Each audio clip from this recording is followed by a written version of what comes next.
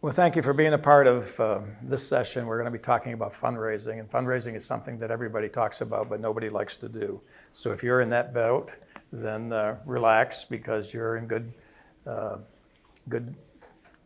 company. So let me talk to you a little bit about fundraising. I even hate the thought of fundraising. I was a vice president for advancement of a university. It was a job that was very of interest to me.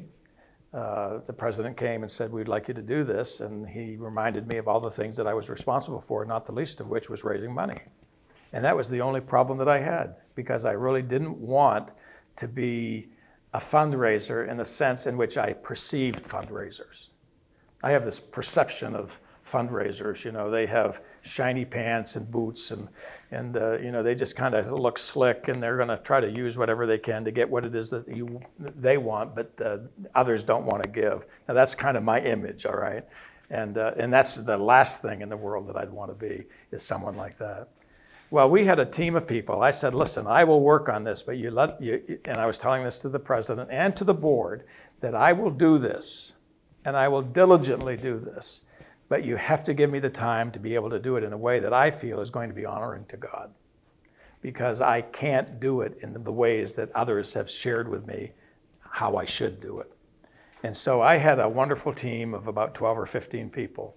And those 12 or 15 people, for a period of 4 years, worked with me to do what it is that needed to be done.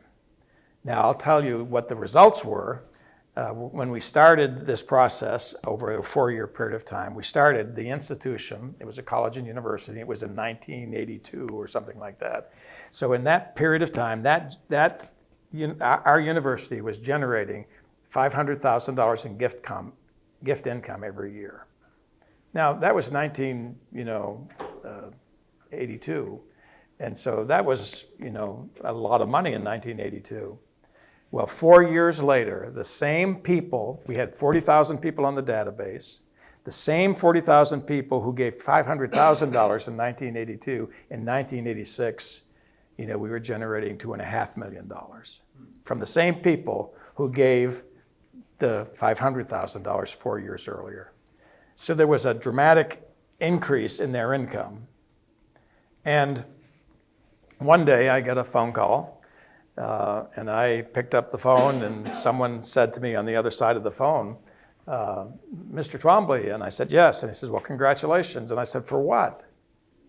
And they said, "Well, you have just won or earned an award as being a model for development programs in the United States of America, for development programs in the United States of America." And I said, "Really?" And I'm thinking, well, how in the world did that happen? And so he told me a little bit more about what it is that had occurred, and they said that there was going to be publications, a lot of the industry publications, the Chronicle of Philanthropy, a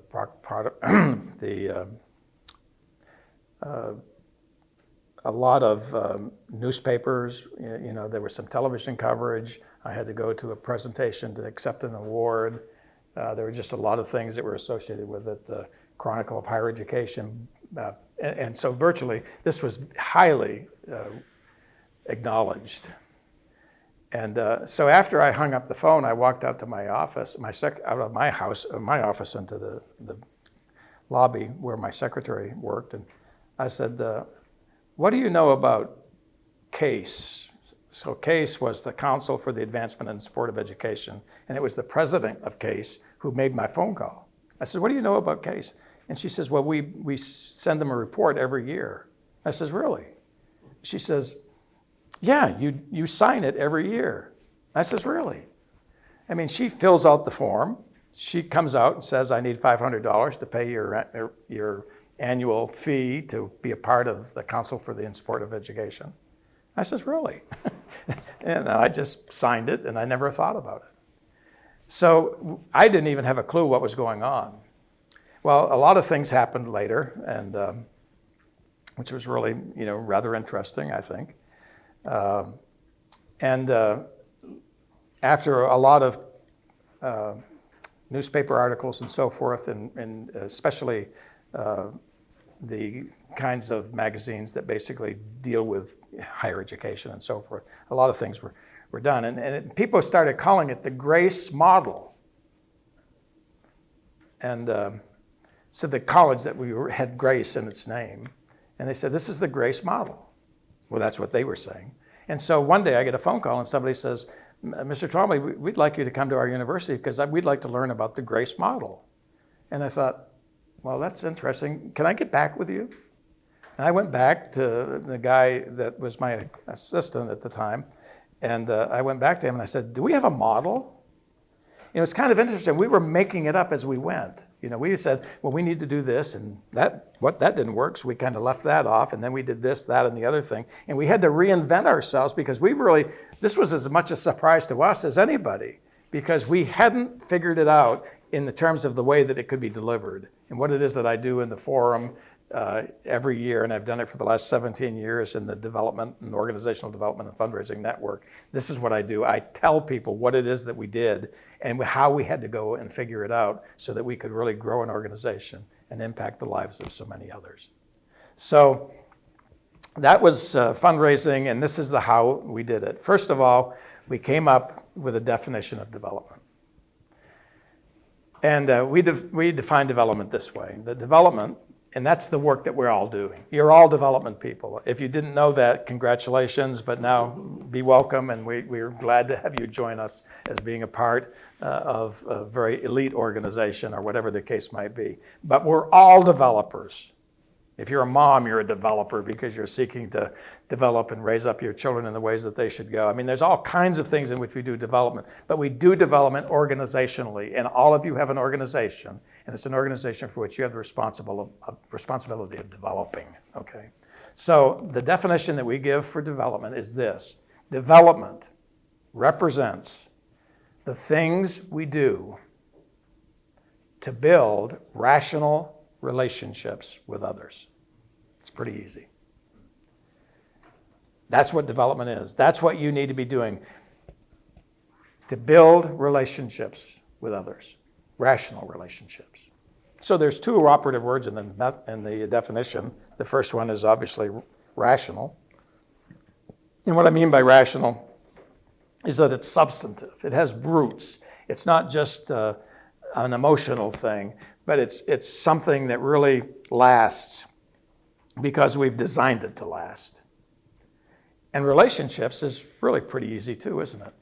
You know, relationships, when you think of a relationship, you know, oftentimes I'll ask a lot of people, you know, I'll be sitting in a room like we are here today, and I'll say, okay, I says, you all have a best friend. Think of it now, and we won't spend the time to respond, but I'll give you some ideas of how people have responded. But think about a friend, somebody that you've known the best, maybe years of your life. You'd maybe call them your best friend. It may be your spouse, or it may be somebody that you grew up with, and you still know them. And, you know, I've got a buddy of mine that I've known for, 50 years, and we just talk back and forth almost every week, because we know each other, and it's a very, very precious relationship. Well, think about a person like that in your mind. And what would be some of the words that you would use to say why that is such a special relationship? Now, most of you are going to say something like, well, enjoyment. We just enjoy, one another. And that's certainly legitimate, isn't it? And you can say, well, we have fun with one another. We talk with one another. I feel safe with my friends.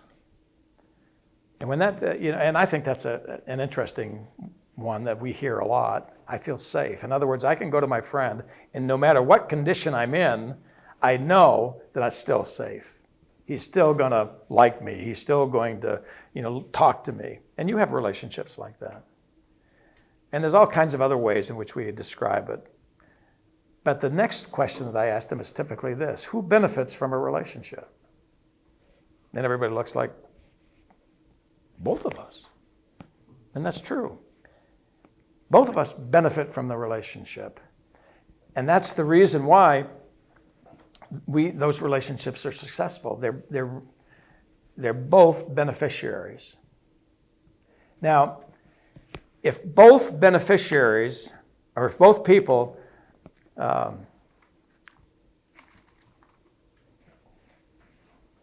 don't benefit, then you don't have a relationship. What you have is an agreement or something that basically works out for both of you. And so, this happens in a lot of organizations. We'd like these people to give us money.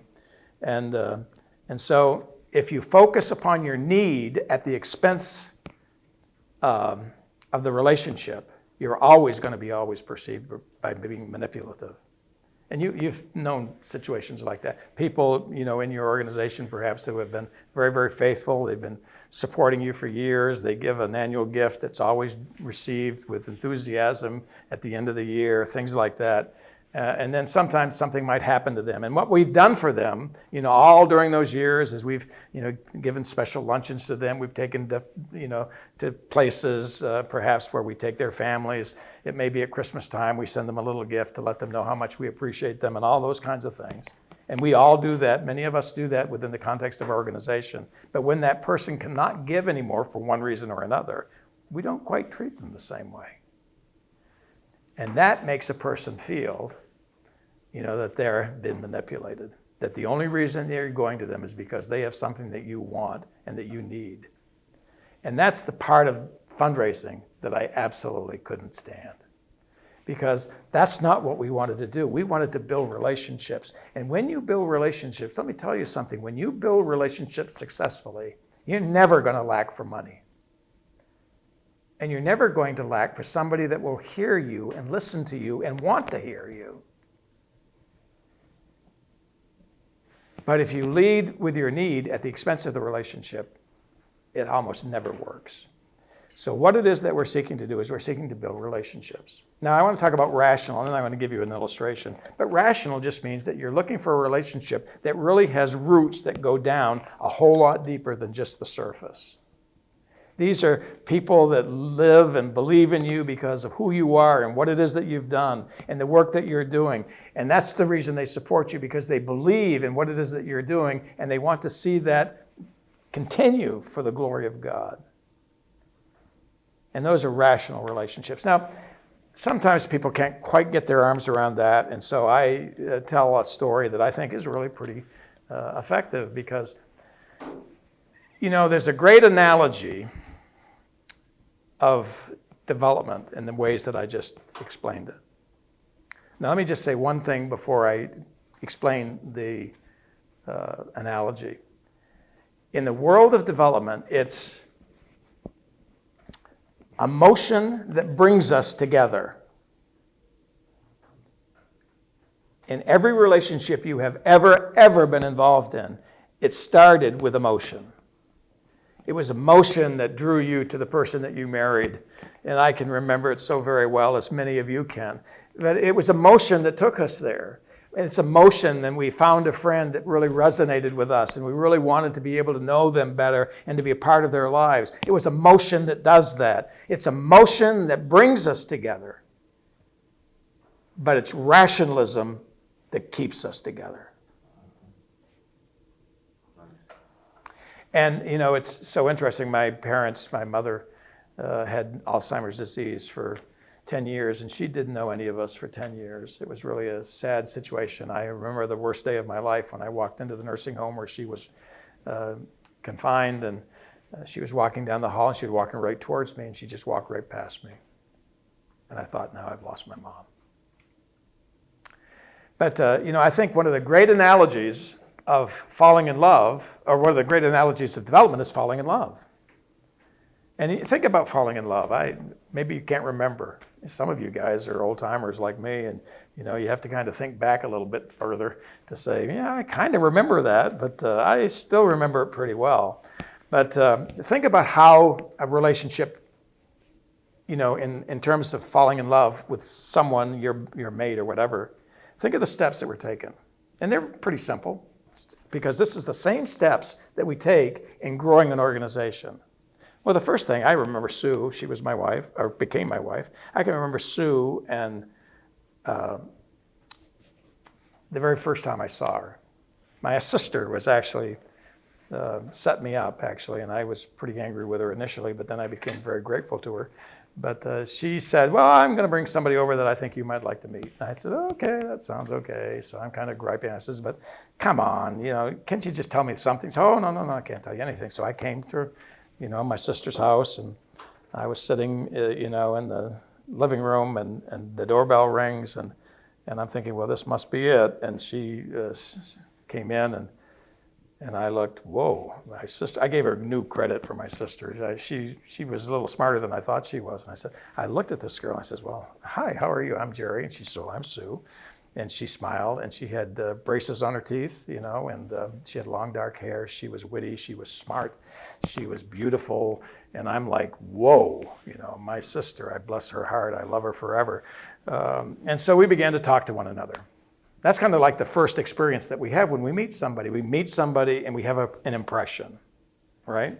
And if you look at that in the context of how you build a relationship, well, the first step was, I have to meet her first. And so there are people that you want to meet in order to be able to begin the process of building relationships with them. Well, that night, we had a wonderful conversation. We had dinner together, and as she was walking out, I said, well, what are you doing tomorrow night? And she said, no, I'm not doing anything tomorrow night. Oh, I'm thinking, this is like great. This is really awesome. I'm really happy now. I'm going to meet her again. And so we go out and we have something at dinner. And we're talking about, now, what do you do, on your first date? I mean, you're saying, what are your mom and dad like? You're asking all these crazy questions. My problem, however, my personal problem was that my sister had known Sue for 13 years. And she had been telling Sue about me for 13 years. And there was nothing that Sue didn't know about me, which was very, very frustrating. Because I even couldn't tell a fib, It was like, yeah. I mean, I'm thinking, well, I said something about my other sister. I have two sisters, which is, a problem. Of course, if you're the youngest, and I was the youngest, and I have my two perfect older sisters, which were guiding me in all my areas of life. But I'd say something about my sister, and she said, no, that's not right. And I said, what do you mean it's not right? She's my sister. I says, no, she says, do I need to make a phone call? And I said, well, I guess so. And all of a sudden, she's right and I'm wrong. But anyway, we're having this conversation, and it was really kind of fun to get back and forth. And so it was an interesting meeting, this first meeting. And the second meeting, so I think if I've got a second date, I've got a chance. So that night, the first date, I said, what are you doing tomorrow night? And she said, well, I'd like to do this or whatever. And I said, well, that'd be great. And so relationships begin, and usually the most significant time in a relationship building, whether it's in falling in love, in marriage, or growing an organization, and how you do that, the first 3 steps are the most important, and they need to be done within probably 3 to 4 days. In other words, the exposure opportunity. Usually at the exposure opportunity, if you're let's say you're having a lot of people at an open house to, learn about your organization, and you're sitting there talking about the organization, and at the end of the day, you're saying, we're so glad that you're here. Let us, there are a number of things that you might want to consider. If you think something of what it is that we're doing is of value to you or might be of value to you, let me just share with you 5 things that you might want to consider. And they say, oh, yeah. So I said, or I'll talk to them later. I said, could I meet for coffee and just sit down and talk more, whatever the case might be. But you want to get that first date, however, you choose to define it.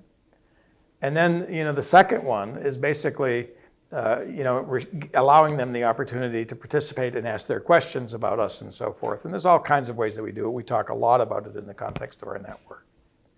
So then, life kind of goes on for a little while. We're talking to one another. And in relationships, something happens in the middle of the relationship. From the time that it starts until the time, in our case, that we said, for better, for worse, in sickness and in health, until death do us part. And something happened right in the middle. And all of you that are married, remember it, and you remember it well. In my case, we went out to dinner one night. And we had a wonderful dinner. It was just great. We were enjoying one another. We were laughing. We were talking about things. And then the meal is over, and the waitress and the waiter come, and they take our plates, and they take our dessert order. And so now I'm becoming quite nervous, and I'm sitting there and saying, Sue. She said, "Are you okay?" "Yeah, I'm okay." "Sue." She said, "Are you sure you're okay?" Yeah, I'm fine. "Sue, what if we were to take this to the next level?"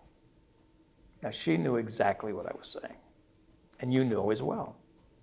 Because now everything changes, doesn't it? You see, early in a relationship, the predominant pronouns are I and me.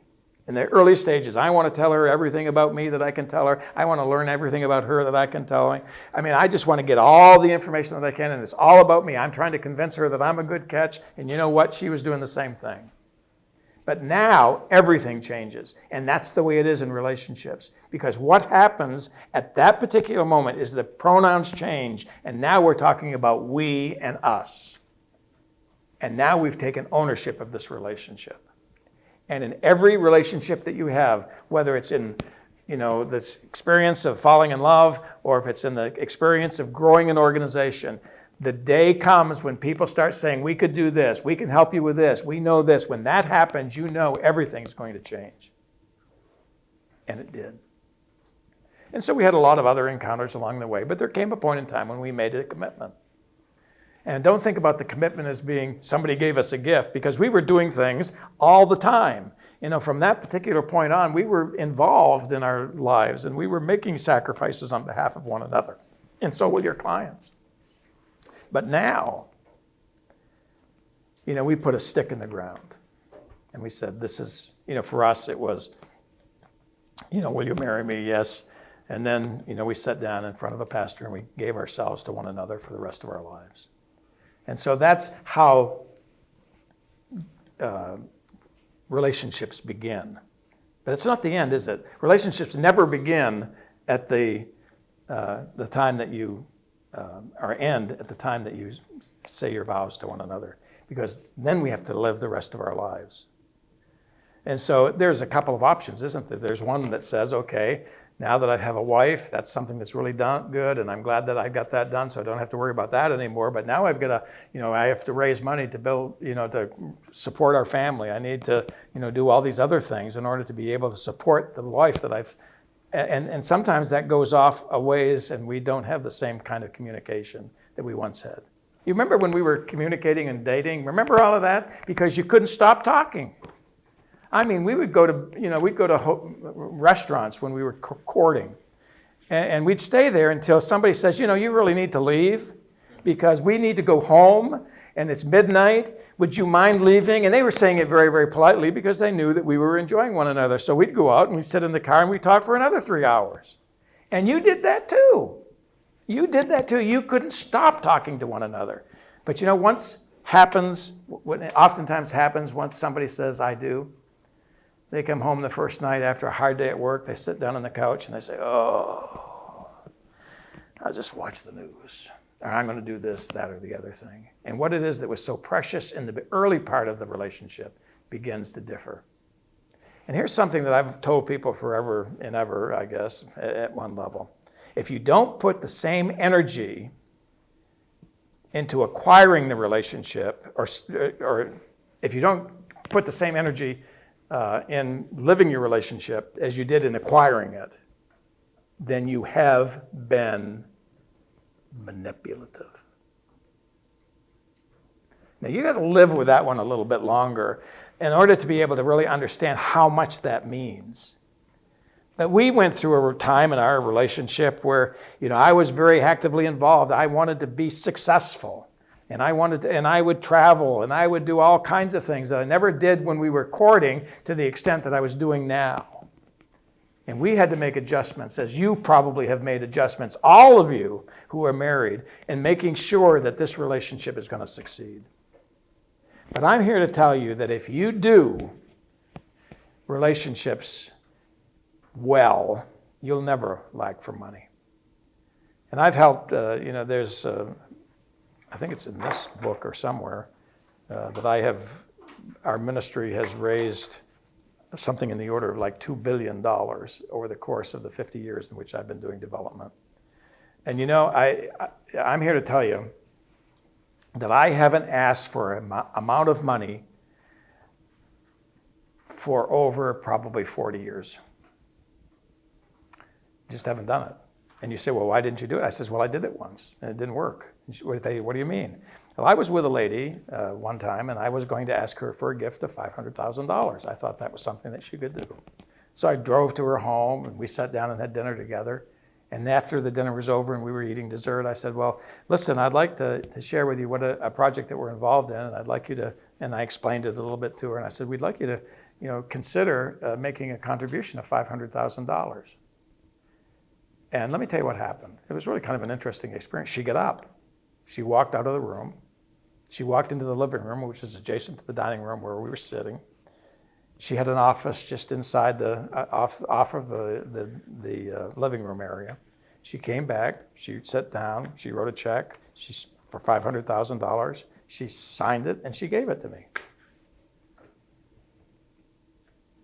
And I said, that's the biggest mistake I've ever made in my life. If she could write a check within 5 minutes of $500,000 before it was asked, then I figured she probably could have given $1 million. And I just remember walking away. I said, I'm never going to do that again. And she was a lovely lady. She was a very, very delightful friend. She's with the Lord now, so you don't have to worry about it. You can't get her. But she was so wonderful. She called me later and she says, Jerry, when you asked for $500,000, I was here thinking that he's going to ask me for $1 million. And I said, I'm going to write this check quick because I want to get it to him before he asks me for anything more. And then she gave me another $500,000 later. So I got the $1 million. But the whole point is that I rarely ask anybody for money.